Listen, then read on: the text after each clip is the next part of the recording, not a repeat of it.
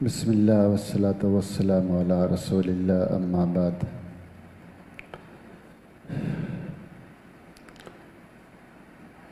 رب اشرح لی صدری ویسر لی امری واحلل عقدۃ من لسانی یفقہوا قولی رب زدنی علما رب زدنی علما۔ تو ہم نے تقدیر کے مسئلے میں جبریہ اور قدریہ کا دلائل ان کا رد کر رہے تھے۔ جبریہ کے دلائل اور ان کا رد کر دیا تھا۔ آج ہم نے شروع کرنا تھا کہ قدریہ کے دلائل اور ان کا رد، لیکن قدر اللہ و ما شاء فعل۔ ٹائم 15 منٹ تقریباً اوپر ہو چکا ہے، 15-16 منٹ۔ تو قدریہ کے جو دلائل ہیں ان کا رد ہے وہ کوئی اتنا خاص نہیں ہے، ہم آخر میں ان کے پاس آئیں گے اگر ٹائم بچ گیا تو۔ اس لیے کچھ ضروری باتیں ہیں، میں آج اس موضوع کو ختم کرنا چاہتا ہوں، تو اس لیے کچھ ضروری 2-3 بحثیں ہیں وہ پہلے پڑھ لیتے ہیں، اس کے بعد اگر ٹائم بچ گیا تو قدریہ کے دلائل اور ان کا رد میں آپ کو پڑھاؤں گا۔ تو سب سے پہلے ایک بے شمار لوگ کیا کرتے ہیں، ان سے جب سوال کیا جاتا ہے تو وہ یہ کہتے ہیں کہ بھائی ہم گناہ کرتے ہیں تو ہمارے نصیب میں لکھا ہوا ہے تو ہم تو گناہ کریں گے نا۔ جب اللہ نے لوح محفوظ میں لکھ دیا ہے کہ ہم گناہ کریں تو ہم کریں گے ہی کریں گے، اس میں ہمارا کیا قصور، اس میں ہمارا کیا قصور ہے۔ تو وہ تقدیر کو گناہ کرنے کے لیے حجت کے طور پر پیش کرتے ہیں، تقدیر کو گناہ کرنے کے لیے حجت کے طور پر پیش کرتے ہیں۔ تو ان کا کیسے جواب دیا جائے؟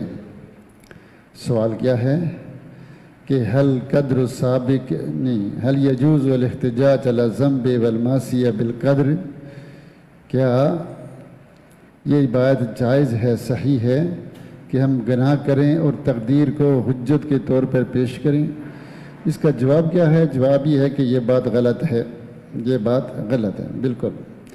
کیوں کہ اللہ نے قرآن مجید میں کہا رسلا مبشرین ومنذرین لئلا یکون للناس علی اللہ حجہ بعد الرسل، کہ اللہ نے رسولوں کو خوشخبریاں دینے والا، ڈرانے والا بنا کر بھیجا ہے تاکہ لوگوں کے لیے اللہ کے اوپر کوئی حجت باقی نہ رہے رسولوں کو بھیجنے کے بعد۔ یعنی اللہ نے رسولوں کو بھیج کر اپنی حجت تمام کر دی ہے، اب کسی انسان کے پاس کوئی دلیل اور کوئی حجت نہیں ہے کہ وہ قیامت کے دن یہ کہہ سکے اللہ میں نے گناہ اس لیے کہ اللہ میں نے گناہ یہ اس لیے کیا، میرے پاس یہ دلیل ہے، میرے پاس یہ دلیل ہے، نہیں۔ اللہ رب العزت کہتے ہیں کہ میں نے رسولوں کو بھیجنے کے بعد، کتابوں کو اتارنے کے بعد میں نے تمہارے ساری باتوں کا جواب دے دیا ہے، ٹھیک ہے؟ اب کوئی دلیل تمہارے پاس نہیں۔ اگر تقدیر حجت ہوتی تو وہ رسولوں کے بھیجنے کے بعد بھی باقی تھی۔ اگر تقدیر حجت ہوتی تو رسولوں کو بھیجنے کے بعد، کتابوں کو اتارنے کے بعد تقدیر حجت کے طور پر پیش کی جاتی، لیکن اللہ نے کہا نہیں، اب انسانوں کے لیے اللہ پر کوئی حجت نہیں ہے رسولوں کو بھیجنے کے بعد، کتابوں کو اتارنے کے بعد، ٹھیک ہے؟ اگر تقدیر حجت ہوتی تو یہ آیت غلط ہوتی، اور ایسا ہو نہیں سکتا، ایسا ہو نہیں سکتا۔ دوسری دلیل اللہ رب العزت کہتے ہیں سَيَقُولُ الَّذِينَ أَشْرَكُوا لَوْ شَاءَ اللَّهُ مَا أَشْرَكْنَا وَلَا آبَاؤُنَا وَلَا حَرَّمْنَا بِشَيْءٍ، کہ اگر مشرک عام کی یہ کہیں گے کہ سَيَقُولُ الَّذِينَ أَشْرَكُوا، جو مشرک ہیں وہ کہیں گے لَوْ شَاءَ اللَّهُ مَا أَشْرَكْنَا، کہ اگر اللہ نہ چاہتا تو ہم شرک نہ کرتے، اللہ چاہتا ہے تب شرک کر رہے ہیں، ہم یہ حرام کر رہے ہیں، یہ گناہ کر رہے ہیں تو اللہ چاہتا ہے اس لیے کر رہے ہیں، اللہ نہ چاہتا تو ہم نہیں کرتے، اللہ نہ چاہتا تو نہ ہم کرتے۔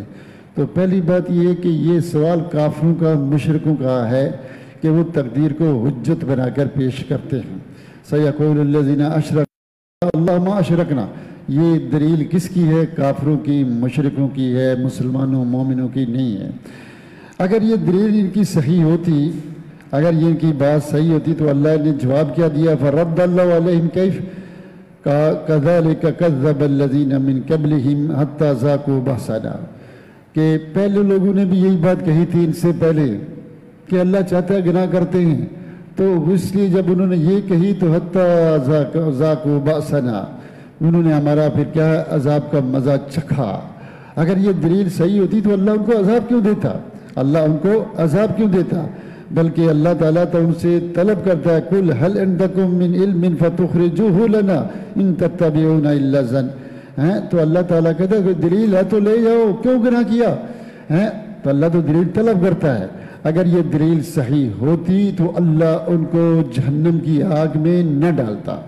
تو قرآن کی دوسری آیت ہمیں کیا بتلاتی ہے کہ یہ سوال مشرکوں اور کافروں کا ہے جو تقدیر کو حجت بناتے ہیں، لیکن اس کے اوپر ان کو جہنم کی خوشخبری ملی، ان کو جہنم میں ڈلایا گیا۔ تو جو تقدیر کو حجت کے طور پر پیش کرتا ہے اس کو جہنم میں ڈالا جاتا ہے، اس کو جہنم میں ڈالا جاتا ہے۔ پھر اسی طرح اگر آپ دیکھیں کہ یہ شخص جب کوئی نیکی کرتا ہے تو کہتا ہے کہ میں جناب قدری ہوں۔ کیا کہتا ہے یہ شخص؟ اندتا قدری وعند المعصیہ جبری، جب نیکی کرتا ہے تو کہتا ہے میں نے کی، اچھائی کرتا ہے تو کہتا ہے میں نے کی، جب کوئی بڑا کام کرتا ہے تو کہتا ہے میں بڑا ہوں، میں نے کی، یعنی میں نے کی ہے، ایسے کرتا ہے۔ اور جب گناہ کرتا ہے تو کہتا ہے کہ اللہ نے کی، یعنی جبری بن جاتا ہے۔ کیا بن جاتا ہے؟ جبری بن جاتا ہے۔ جبری کا معنی کیا ہے؟ آپ پہلے پڑھ چکے ہیں کہ انسان کا کوئی ارادہ ہی نہیں، اللہ چاہتا ہے وہی ہوتا ہے جو اللہ چاہتا ہے، انسان کے اختیار میں کچھ نہیں ہے۔ تو گویا یہ عند المعصیہ جبری ہے، معصیت کرتے ہوئے، گناہ کرتے ہوئے یہ جبری بن جاتا ہے، اور نیکی کرتے ہوئے کیا بن جاتا ہے؟ قدری بن جاتا ہے۔ اور دونوں گمراہ ہیں، دونوں گمراہ ہیں۔ جو شخص یہ کام کرے وہ پکے کا پکا گمراہی ہے۔ آپ پہلے پڑھ چکے ہیں کہ اللہ کا بھی ارادہ ہے، بندے کا بھی ارادہ ہے۔ جو کہے اللہ ارادہ نہیں کرتا وہ بھی کیا ہے؟ گمراہ ہے۔ جو کہتا ہے بندہ ارادہ نہیں کرتا وہی گمراہ ہے۔ تو یہ شخص جو یہ کہتا ہے کہ گناہ میں اس لیے کر رہا ہوں اللہ نے لکھا ہوا، یہ جبری ہے۔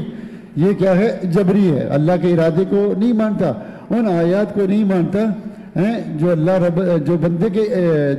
جو بندے کے ارادے پر دلالت کرتی ہیں، ان آیات اور حدیث کو نہیں مانتا جو بندے کی کس کے ارادے پر دلالت کرتی ہیں۔ تو یہ معصیت گناہ کرتے ہوئے جبری بنتا ہے اور نیکی کرتے ہوئے قدری بنتا ہے۔ قدری کا مطلب کیا؟ کہ اللہ کی تقدیر کو نہیں، اللہ کے ارادے کو نہیں مانتا، کہتا ہے میں کر گیا جو کچھ میں کیا میرا کمال ہے، میں سلطان اعظم ہوں، میں بڑی کمال کی چیز ہوں۔ سمجھ آئی بات؟ تو اس لیے یہ بات غلط ہے۔ اسی طرح سے یہ مسئلہ جو ہے کہ یہ جو مسئلہ ہے کہ یہ کہتے ہیں کہ جی میں نے گناہ اس لیے کیا کہ میرے نصیب میں لکھا ہوا تھا، لوح محفوظ میں لکھا تھا، اللہ نے ارادہ کیا تو میں کیا کرتا، مجبور تھا۔ یہ ان کی بالکل بکواس ہے۔ اگر آپ ان کے باپ کو قتل کر دیں، ان کو تھپڑ مار دیں، ان کی بہن سے کوئی بدکاری کر لے، ان کی لڑکی اٹھا کے لے جائے، تو یہ نہیں کہیں گے تقدیر میں لکھا ہوا ہے، بھائی خیریت ہے کیا کریں، تقدیر میں لکھا ہوا ہے۔ آپ نے مجھے مکہ مارا، تھپڑ مارا، گالی دی ہے، میری بیوی کو لے گئے، اس کے ساتھ زیادتی کر دی، بیٹی کے ساتھ، میرا مال چھین کے لے گئے، تقدیر میں لکھا ہوا میں صبر کر کے چلا جاتا ہوں۔ نہیں، اس وقت لڑیں گے، جھگڑا کریں گے، عدالت میں جائیں گے، جرگے بلائیں گے کہ اپنا حق لینے کے لیے ایڑی چوٹی کا زور لگائیں گے، ایڑی چوٹی کا زور لگائیں گے۔ لیکن جب یہ کیا کریں، یہ لوگوں کی بہن بیٹیوں پہ گبر عملے کریں، لوگوں کے مال کھینچیں، گناہ کریں، جرم کریں، زنا کریں، تو کہتے ہیں جناب تقدیر میں لکھا ہوا ہے، تقدیر میں لکھا ہوا ہے۔ یہ کہ کیا ہے؟ خواہشات کا مسئلہ ہے۔ کس کا مسئلہ ہے؟ خواہشات کا مسئلہ ہے۔ حقیقت سے اس کا کوئی تعلق نہیں ہے۔ سمجھ آئی بات؟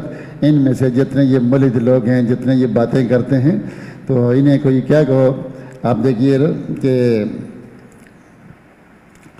انہیں آ کر بولیں تیرے ابو کو فلاں نے قتل کر دیا، فوراً عدالت جائیں گے، وہ میڈیا بلا لیں گے، تماشا کریں گے۔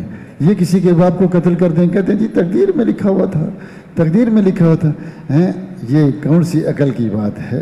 یہ صرف دنیا کے مسائل تماشا کرنے کے لیے ایسے کرتے ہیں، یہ خواہشات کے بندے ہیں، حقیقت کے بندے نہیں ہیں، حقیقت بندے نہیں ہیں۔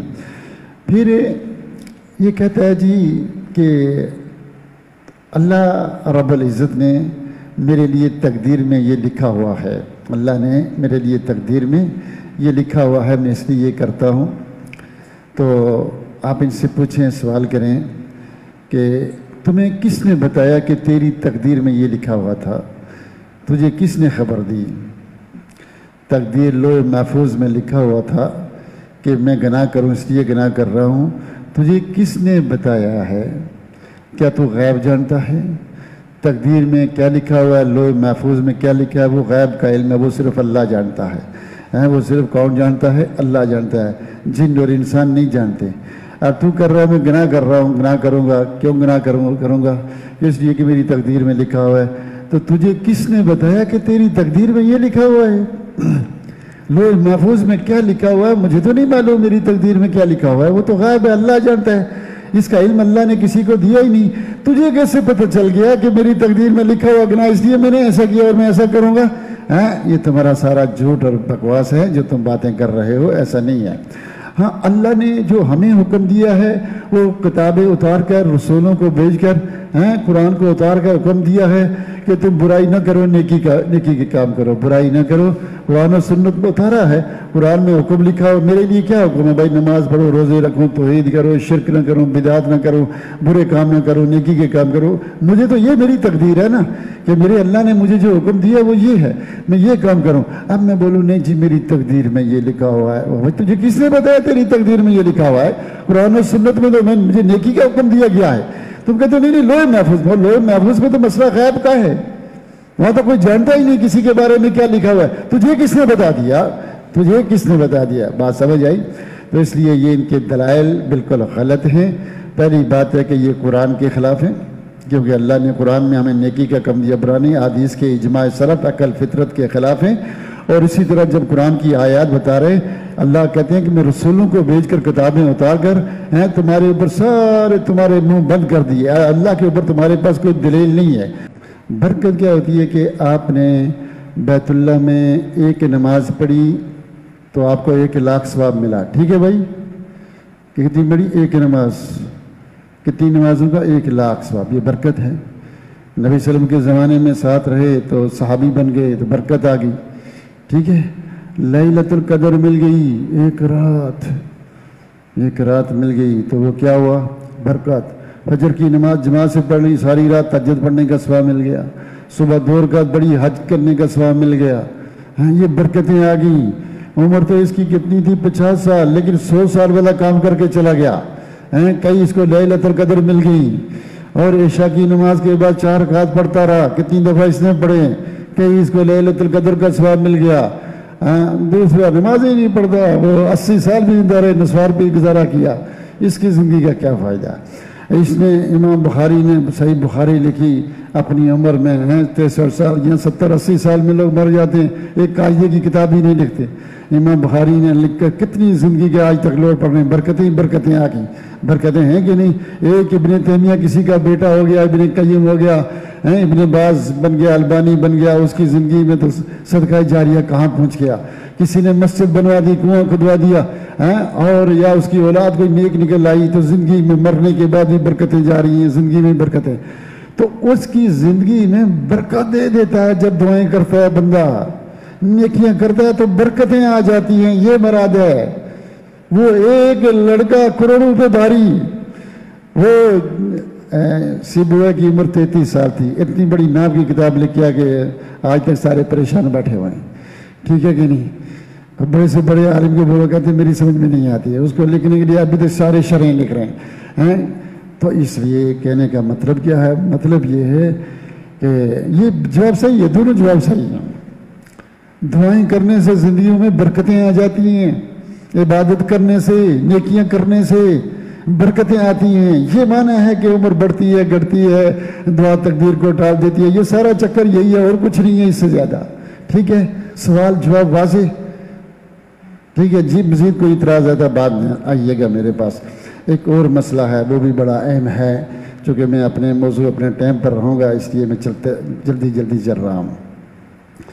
ایک اور مسئلہ ہے، وہ بھی بڑا اہم ہے، وہ یہ ہے کہ جناب مسئلہ یہ ہے، مسئلہ پاکستان، مسئلہ کشمیر، وہ یہ ہے کہ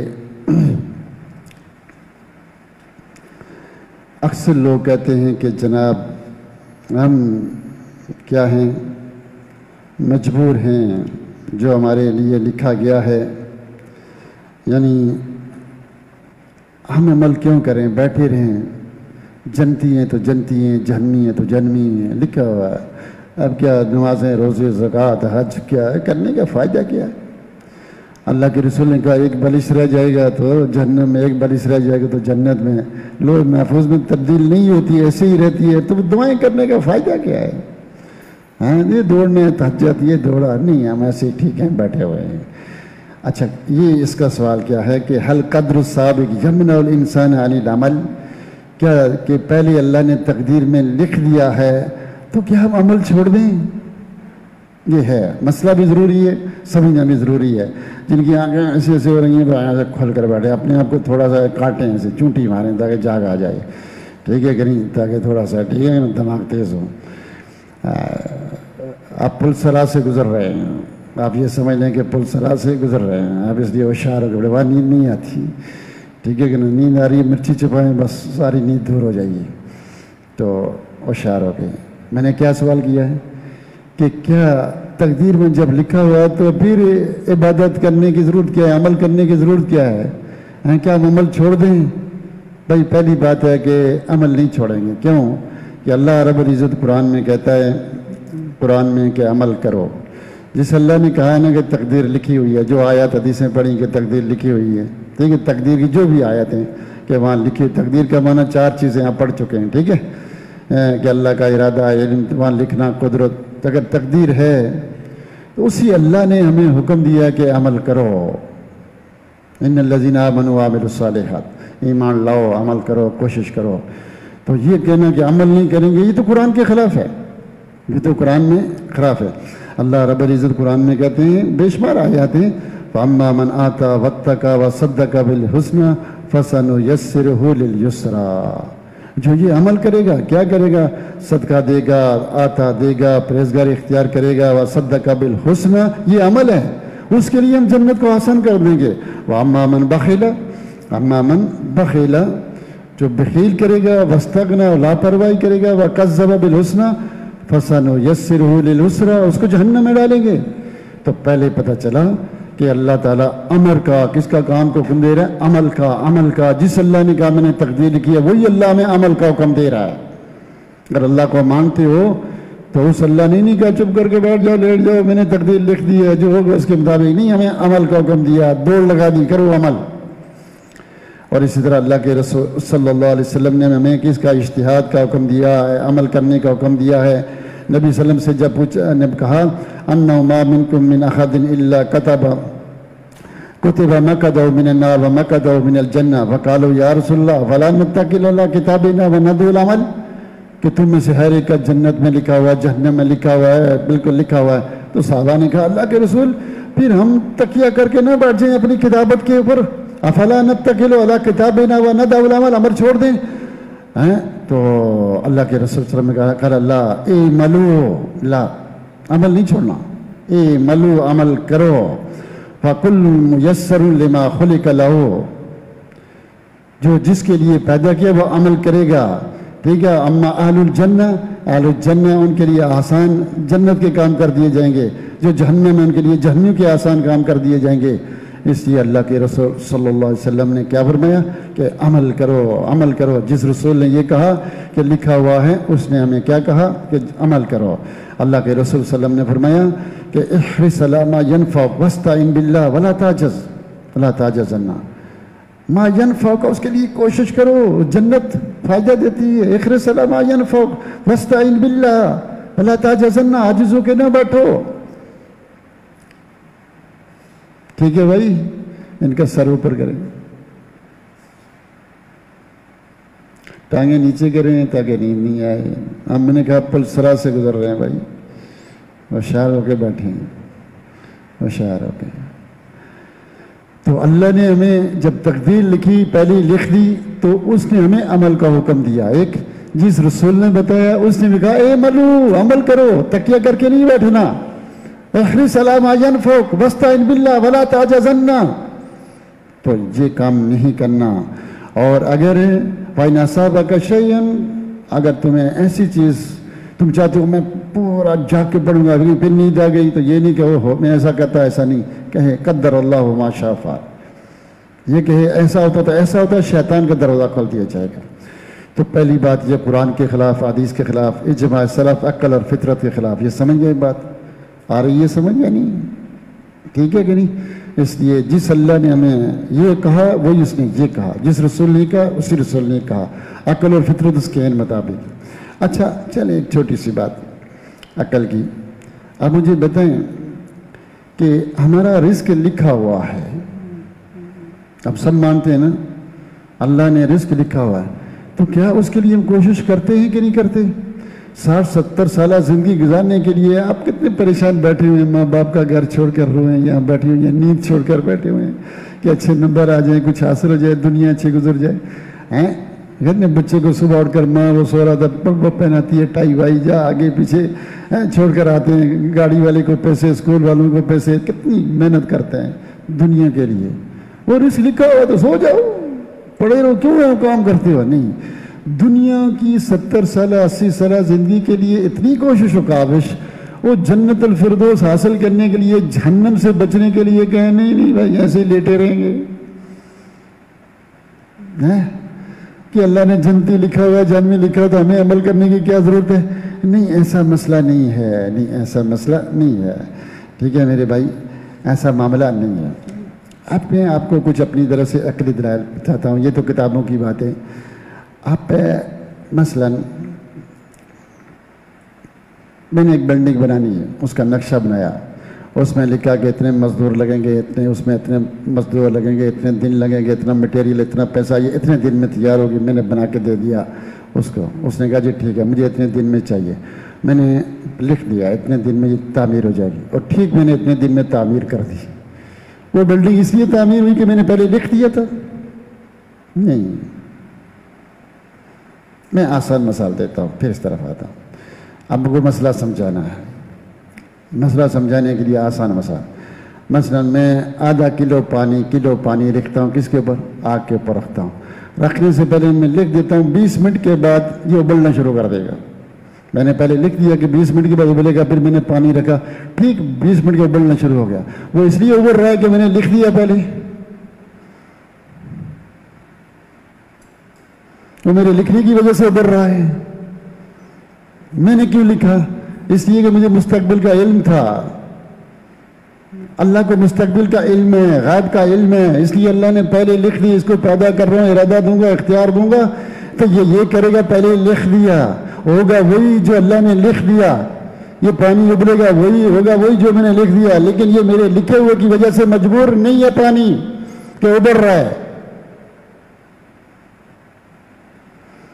ہم لکھے ہوئے جو لوگ محفوظ میں لکھا ہوا ہے اس کی وجہ سے مجبور نہیں ہے, لیکن ہوگا وہی جو لکھا ہوا ہے, کیونکہ وہ اللہ نے لکھا ہے. اس کو مستقبل کا علم ہے, غائب کا علم ہے. اس نے پہلے لکھ دیا کہ یہ کرے گا. جیسے بلڈنگ بنانے والا پہلے لکھ دیتا ہے کہ یہ 1 سال میں تعمیر ہو جائے گی, اتنا مٹیریل لگے گا, تو بلڈنگ اس لیے بن گئی کہ اس نے پہلے لکھ دیا تھا. نہیں, تو بلڈنگ اس لیے نہیں بنی, اس میں بڑی محنت ہوئی ہے. پہلے اس کو علم تھا, اس کے علم میں غلطی آ سکتی ہے, ہمارے علم میں, لیکن اللہ کے علم میں غلطی نہیں آ سکتی. اس کا مکمل علم ہے. اللہ کے علم میں کوئی غلطی نہیں آ سکتی, کوئی کمی پیشی نہیں ہے. میں 2 طالب علم ہیں, میں نے دیکھا بچپن سے مرکز اول سے پڑھا رہے ہیں. مجھے پتہ ہے یہ کیا ہے, یہ کیا ہے. مجھے پتہ ہے یہ مقابلے میں جا رہا ہے امتحان لینے کے لیے, یہ پاس ہو جائے گا, یہ فیل ہو جائے گا. حالانکہ ہمارا ایک اندازہ ہے, تجربے کی بنیاد پر پہلے کہہ دیتے ہیں یہ پاس ہو جائے گا, فیل ہو جائے گا. وہ پاس ہو گیا, فیل ہو گیا, تو اس لیے کہ ہمارے بولنے کی وجہ سے نہیں, ہمیں پتہ تھا اس لیے پہلے کہہ دیا. باقی اس کے اپنے کرتوت ہیں, پڑھتا نہیں, لکھا نہیں. تو انسان لکھے ہوئے کی وجہ سے مجبور نہیں ہے. انسان لکھے ہوئے کی وجہ سے مجبور نہیں ہے. ہوگا وہی جو اچھا. اب یہ ایک اور بات سمجھیں، اللہ نے ہمیں پیدا کیا، ہمارے اندر ارادہ رکھ دیا، اختیار رکھ دیا، سوچنے سمجھنے کی طاقت رکھ دی، علم دے دیا اور کہا یہ سب کچھ دے رہا ہوں، وہاں جا کر یہ کرنا یہ نہ کرنا، ساری طاقتیں ایبلٹیز دی، یہ موقع اسباب دے دیے، پھر کہا وہاں یہ کرنا یہ نہ کرنا۔ اللہ نے کیسے کہا؟ رسولوں کو بھیج کر، کتابوں کو اتار کر کہ یہ کرو۔ اب مجھے پتہ ہے یہ کام صحیح ہے، ٹھیک ہے، طاقت بھی ہے کرنے کی، علم بھی ہے، ارادہ بھی ہے، سب کچھ ہے، پھر میں نہیں کرتا تو یہ ہے غلطی، اپنے ارادے کا غلط استعمال کروں۔ اور اللہ نے تو پہلے لکھ دیا، کیوں؟ مجھے اس کا اللہ کو پتہ تھا یہ کیا کرے گا، یہ اختیارات کا غلط استعمال کرے گا، یہ اختیارات کا الذی خلق الموت والحیات لیبلوکم ایکم احسن عملا، زبردستی کا قانون نہیں ہے۔ یا انسان نے کہا میں کروں گا، یہ پہاڑ مجھے دو، میں اپنے اختیارات سے جنت میں جاؤں گا۔ پہاڑوں نے انکار کر دیا، سب نے، اس نے کہا میں اپنے اختیار سے جنت میں جاؤں گا، تو اس نے کہا ٹھیک ہے جا، اختیار ہے تجھے، پھر یا تجھے اختیار ہے۔ ہم نے تو بھائی دیکھیں، اللہ اس کو جو بہرا گونگا جس کو پتہ ہی نہیں، وہ غلطی سے کام ہو گیا، غلطی سے بہن سے شادی کر لی، اللہ اس پہ بھی نہیں پکڑتا، کیونکہ پتہ ہی نہیں تھا، اب قتل ہو جائے اسے بھی نہیں پکڑتا، علم نہیں تھا۔ آپ کو علم ہے، جان بوجھ کے کام کریں، اختیارات کا طاقت کا غلط استعمال کریں۔ ایک آدمی کو طاقت ہی نہیں، اس کو لکھا بھی نہیں۔ تو چونکہ یہ دنیا انسانوں کے لیے، جنوں کے لیے بنی کیا کہ میں اختیارات دوں گا، ایبلٹی دوں گا، پھر اس کے بعد تم اختیارات کا کیسے استعمال کرو گے، کیسے استعمال کرو گے۔ اچھا کرو گے تو جنت، برا کرو گے تو جہنم۔ لیکن اللہ کو چونکہ پہلے سے پتہ ہے کون اچھا استعمال کرے گا، کون برا کرے گا، اس لیے پہلے سے لکھ دیا ہے۔ ہم آزمائش میں پورا سال پڑھایا، مجھے پتہ ہے یہ لڑکا کلاس میں کیسا ہے، یہ کیسا ہے، میں کہتا ہوں یہ پاس ہوگا یہ فیل ہوگا، اور ایسا ہوتا ہے، ایسا ہوتا ہے۔ اسی طرح اللہ نے، ہم امتحان لیتے ہیں، کیوں لیتے ہیں؟ حالانکہ پورا سال پڑھایا، ہمیں پتہ ہے، اپنی مرضی سے پاس فیل نہیں کرتے، بلکہ کیا کریں، امتحان لیتے ہیں۔ اللہ نے یہ آزمائش، چونکہ جنت انعام ہے، جہنم سزا ہے، فیل ہونے والوں کے لیے سزا، پاس ہونے والوں کے لیے انعام ملتے ہیں نا، جو صاحب انعام۔ تو ہم نے عمل کیسا کیا، ارادے اختیار کیسے کیے، ٹھیک ہے۔ باقی ہم لکھے ہوئے کی وجہ سے مجبور نہیں ہیں،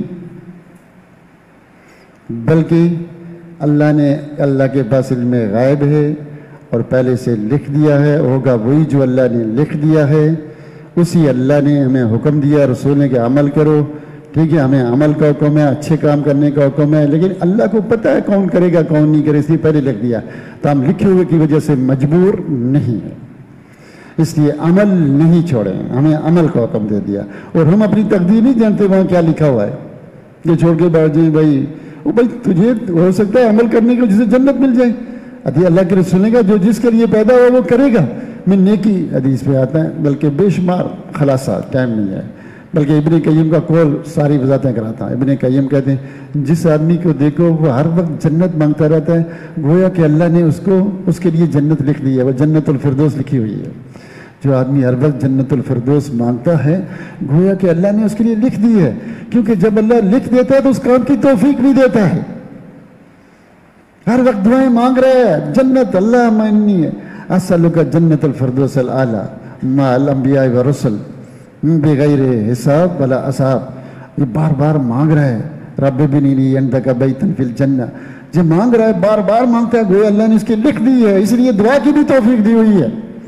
جو جس کے لیے پیدا ہوا ہے وہ اس کے لیے کام بھی وہی کرے گا، کرے گا، کرے گا، کرے گا۔ ہاں اندر سے دور نمبر ہے، بھائی ہمارا ظاہری دور بڑا مولوی، گند آخر میں ظاہر ہو جاتا ہے، اللہ حقیقت سامنے میں واضح کر دیتا ہے۔ تم جو کچھ اندر چھپایا ہوا ہے، حتی یمیز اللہ الخبیث من الطیب، خبیث اور طیب کو الگ الگ کر دیتا ہے۔ آپ دنیا کے سامنے صوفی ہیں، اندر سے کوفی ہیں، تو ایک دن دنیا کے سامنے کوفی بن جائیں گے۔ آپ نیکی چھپ کر کریں، اللہ اس کو لے آئے گا مارکیٹ میں، برائی چھپ کر کریں وہ بھی مارکیٹ میں آ جاتی ہے، یہ معنی ایک بلش رہ جاتا ہے، سارے کرتوت کھل جاتے ہیں۔ جو واقعی نیک صالح پرہیزگار اللہ سے مانگنے، اللہ اس کو توفیق نیکیوں کی دے رہا ہے، اندر باہر سے ایک ہے۔ آپ اپنے آپ کو چیک کریں نا، اندر کی کیا پوزیشن ہے میری، یہاں تو پہلی صفحے میں دیوا اندر کیا ہے، یہاں سے کیا موبائل کھولا فلمیں دیکھ رہے، گندی فلمیں دیکھ رہے، اس کو نمازوں کا فائدہ ہی کچھ نہیں، ادھر ڈرامے باز ہے۔ سمجھ آئی تقدیر کے بعد؟ تو ہم لکھے کی وجہ سے مجبور نہیں ہے، اصل عمل ہے۔ پھر میں نے شروع میں ایک بات کہی تھی کہ تقدیر کا علم ہمیں دیا ہی نہیں، اس موضوع پر بحث کرنے کی ہمیں اجازت ہی نہیں۔ یہ چونکہ اہل باطل کا رد کرنے کے لیے ان کو گھر پر چھوڑ کر آتے ہیں، تاکہ وہ جب اہل باطل میدان میں آ کر باطل پھیلائیں تو اہل حق کا کام ہے میدان میں اور حق بولے اور ان کو جواب دیں۔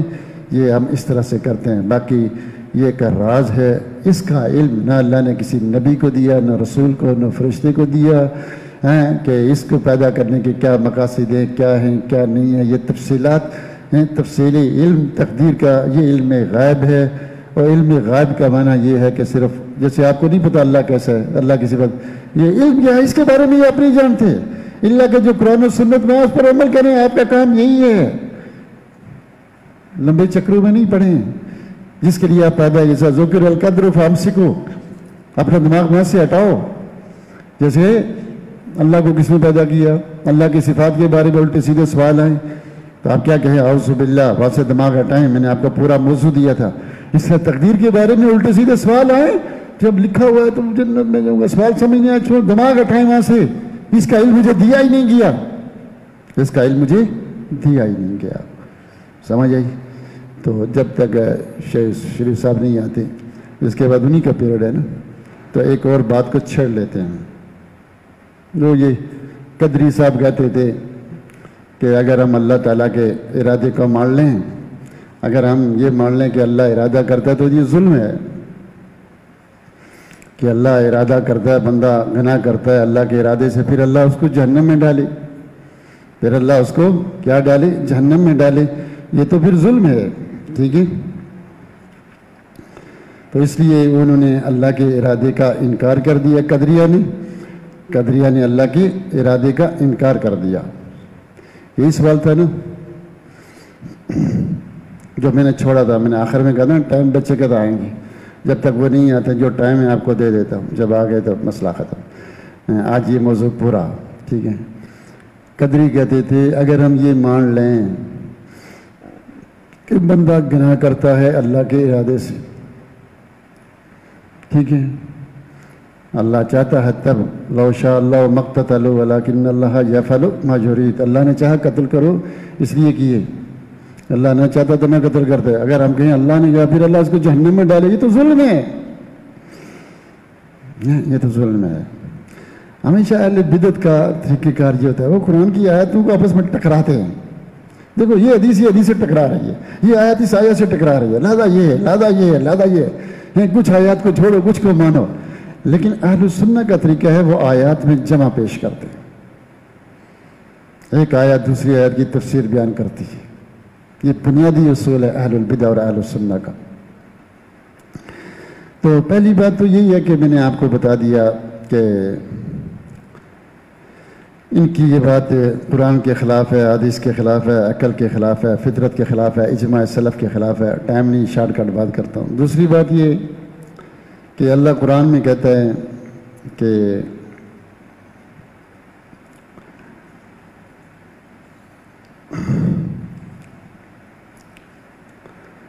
اللہ رب العزت قرآن میں کہتا ہے کہ وما ربک بظلام للعبید، تیرا رب کسی پر ظلم نہیں کرتا۔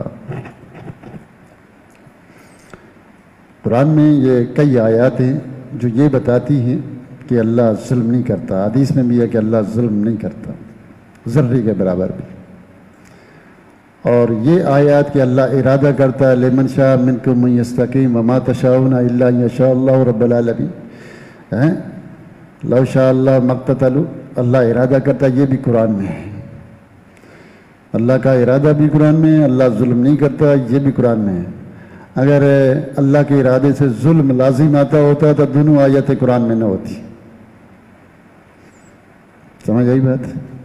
پہلے آپ کو تفصیلی علم نہیں ہے، جانتے نہیں ہیں، لیکن بنیادی عقیدہ رکھے، تو وہی اللہ نے کہا میں ظالم نہیں ہوں، ظلم نہیں کرتا بندوں پر، وہ حدیث میں آتا ہے نا، وہ لوگوں میں نے اپنے اوپر ظلم کو حرام کیا، تمہارے درمیان بھی ظلم کو حرام کیا، حرمت علیہ حرمت فیما بینکم او کما قال صلی اللہ علیہ وسلم، میں نے حرام کیا، ظلم کو حرام کر دیا، اور اللہ ارادہ کرتا ہے، یہ بھی قرآن ہے۔ تو دونوں قرآن میں ہیں، تو تمہیں کس نے کہہ دیا کہ اللہ کے ارادے سے ظلم لازم آتا ہے؟ اگر اللہ کے ارادے سے ظلم لازم ہوتا تو ظلم کی نفی کی آیاتیں قرآن میں نہ ہوتی، ظلم کی نفی کی آیاتیں قرآن میں نہ ہوتی۔ تو اس لیے یہ تمہاری باتیں بالکل غلط ہیں، ایسا مسئلہ کوئی ہے ہی نہیں۔ دوسری بات یہ ہے کہ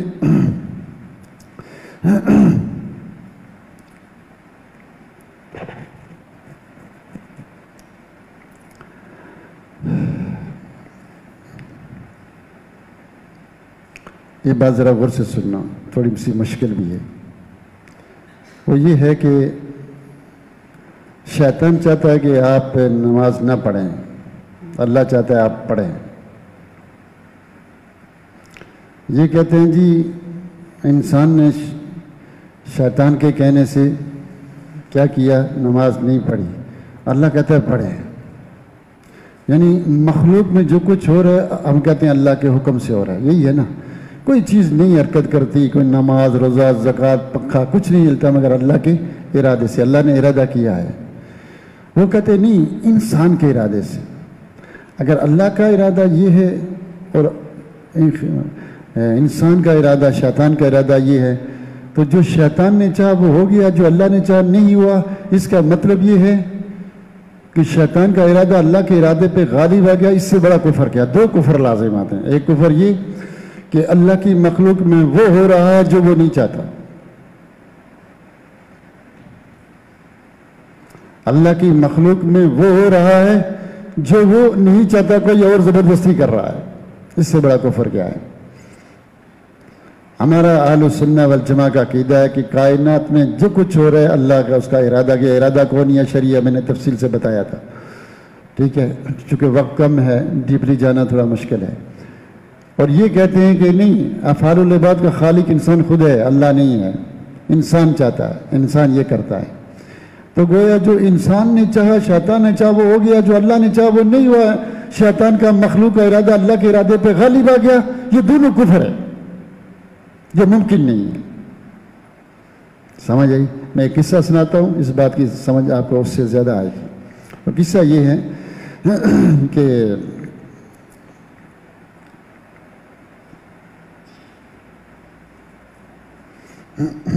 کہ ایک کشتی جا رہی تھی، اس میں ایک قدری بیٹھا ہوا تھا، ایک مجوسی بیٹھا ہوا تھا، ایک قدری ایک مجوسی۔ تو قدری نے مجوسی کو کہا کہ مسلمان ہو جاؤ۔ قدری سمجھتے ہیں نا، مجوسی دونوں کا پتہ ہے نا۔ تو قدری نے مجوسی کو کہا کہ مسلمان ہو جاؤ۔ مجوسی نے کہا کہ جب اللہ چاہے گا تو ہو جاؤں گا، اللہ جب چاہے گا، حتی یرید اللہ، جب اللہ چاہے گا تو ہو جائے گا۔ تو قدری نے کہا ان اللہ یرید ولیکن شیطان لا یرید، اللہ تو چاہتا ہے تو مسلمان ہو لیکن شیطان نہیں چاہتا۔ تو مجوسی نے کہا اراد اللہ ان اومن و اراد شیطان انا لا اومن، اللہ نے چاہا میں ایمان لاؤں، شیطان نے چاہا نہ میں لاؤں۔ وقع ارادت شیطان وما وقع ارادت اللہ، اللہ کا ارادہ نہیں ہوا، شیطان کا ارادہ واقع ہو گیا۔ انا مال کبھی انا مال شیطان۔ نہیں سمجھ آئی کہ مجوسی اور قدری کشتی پہ بیٹھ کر جا رہے تھے، تو قدری نے مجوسی کو کہا کہ مسلمان ہو جا۔ تو مجوسی نے کہا جب اللہ چاہے گا تو بھی، اللہ ارادہ کرے گا تو ہو جاؤں گا۔ تو قدری نے کہا اللہ چاہتا ہے، شیطان نہیں چاہتا، اللہ چاہتا ہے تو مسلمان ہو، چونکہ شیطان نہیں چاہتا۔ اس نے کہا کہ اللہ چاہتا ہے میں مومن ہوں، شیطان چاہتا ہے میں نہیں ہوں۔ تو گویا شیطان کا ارادہ واقع ہو گیا، اللہ کا ارادہ واقع نہیں ہو گیا۔ شیطان کا ارادہ غالب ہے، اللہ کا غالب نہیں ہے۔ تو میں طاقتور کے ساتھ ہوں، میں شیطان کے ساتھ ہوں، میں مومن نہیں ہوں۔ یعنی یہ کفر ہے، یہ باقاعدہ یہ غلط ہے۔ اس کائنات میں وہی ہوتا ہے جو اللہ چاہتا ہے۔ وہ کہتا ہے شیطان نہیں چاہتا اس لیے تو مومن نہیں ہو رہا، اللہ چاہتا تو مومن ہوتا۔ اس نے کہا اللہ چاہتا مومن ہو، جو شیطان چاہتا نہیں ہو، وہ دونوں چاہ رہے ہیں، دونوں لڑ رہے ہیں۔ اللہ چاہتا ہے مسلمان، وہ کہتا نہیں چاہتا، تو شیطان کا ارادہ غالب ہوا، میں مومن نہیں، تو اللہ کا ارادہ ناکام ہو گیا۔ شیطان کا غالب ہو گیا، اس کا مطلب شیطان زیادہ طاقتور ہے، انا مال قوی، میں طاقتور کے ساتھ ہوں. اس ہوئے وہ نہیں سمجھ آ رہا، یعنی کہ اللہ کا ارادہ واقع نہیں ہوا، شیطان کا واقع ہو گیا. یعنی اس مخلوق میں انسان کا ارادہ واقع ہوتا ہے، شیطان جنوں کا ہوتا ہے، اللہ کا نہیں ہوتا. اس سے بڑا کفر کیا ہے؟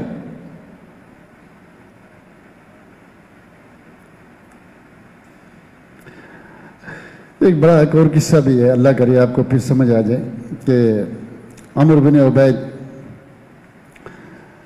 کشتی میں بیٹھا ہوا تھا، تو ایک دیہاتی آیا، عرابی آیا، تو اس نے کہا یا ہؤلاء ان ناقتی قد سرقت، میری اونٹنی چوری ہو گئی، تو تم دعا کرو کہ اللہ میری اونٹنی واپس کر دے. جیسے 10-15 ایک آدمی اچانک آئے، بھائی تم طالب علم ہو ذرا دعا کرو، میری اونٹنی چوری ہو گئی تو اللہ میری اونٹنی واپس دے دے، میری اونٹنی مل جائے. تو ان میں سے کیا تھا، وہ ایک قدری تھا، وہ دعا مانگتا ہے. عمر بن عبید یہ قدری تھا، وہ کہتے ہیں اللہم انک لا ترید ان تسرق ناقتہ ولکن سرقت، اللہ تو نہیں چاہتا کہ اس کی اونٹنی چوری ہو لیکن چوری ہو گئی، تو اس کی اونٹنی کو واپس کر دے. اس عرابی نے کہا چپ کر، مجھے تیری دعا کی کوئی ضرورت نہیں ہے.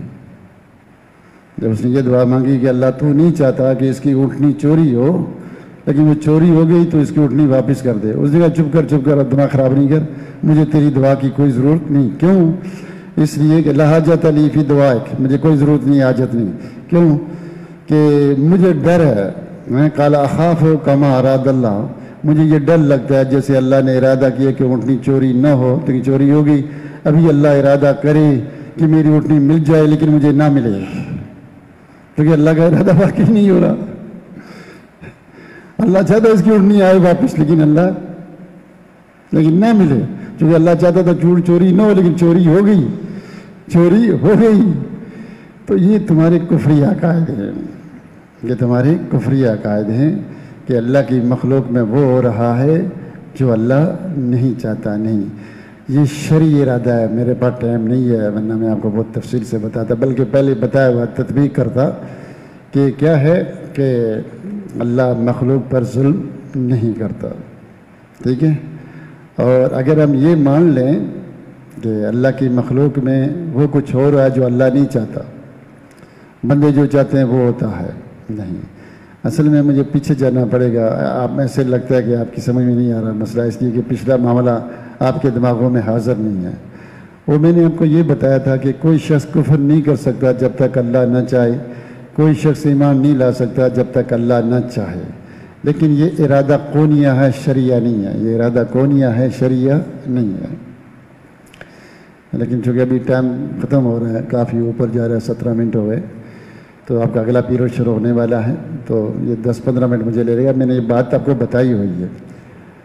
ایک آدمی آیا، اس نے آ کر ابی الاسام قسطلانی سے کہا ارأیت ان منعنی اللہ عن الہدی وارادنی الضلال ثم عذبنی یکون ھذا عدلا، کیا تو مجھے یہ بتلا کہ اللہ مجھے ہدایت سے منع کر دے اور میرے لیے ضلال کو لازم کر دے، میرے لیے گمراہی کا ارادہ کرے اور ہدایت سے منع کر دے، کیا یہ عدل ہوگا، ظلم نہیں ہوگا؟ اللہ یہ ارادہ کر لے کہ میں اس کو گمراہ کروں گا، ہدایت نہیں دوں گا، ہدایت سے مجھے منع کر دے اور گمراہی لکھ دے، تو کیا یہ عدل ہوگا، انصاف نہیں ہوگا؟ اس نے جواب بڑا پیارا دیا. قال ابو الحسن، اگر کوئی ہدایت چیز ہے اور اس کا مالک اللہ ہے، ہدایت کوئی چیز ہے اور اس کا مالک کون ہے؟ اللہ ہے، تو پھر اس کا حق ہے، جس کو دے جس کو نہ دے. تم کون ہوتے ہو اعتراض کرنے والے؟ وہ جس کو مناسب سمجھے گا دے گا، جسے نہیں دے گا نہیں دے گا. یہ ایک سیدھا جواب ہے جو میں نے آپ کو دیا.